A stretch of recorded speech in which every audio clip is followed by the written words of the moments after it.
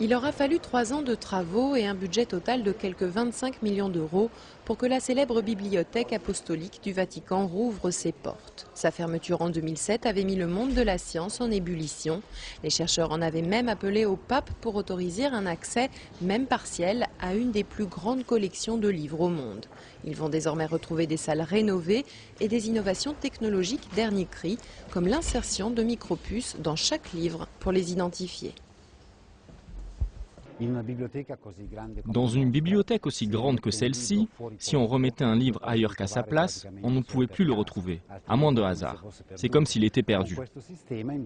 Avec ce nouveau système de puces électroniques, en revanche, c'est devenu simple de le retrouver et de le remettre à sa place.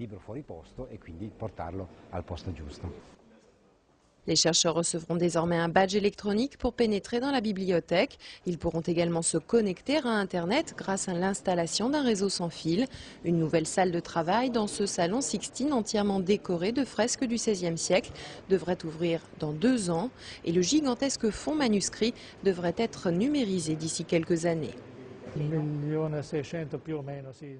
Il y a environ 1 600 000 livres, mais en fait on n'a aucune idée précise.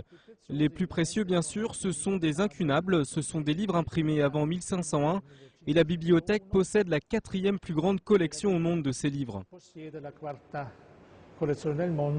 Réouverture prévue le 20 septembre aux scientifiques. Les quelques 250 places que compte la salle de travail principale devraient vite se remplir.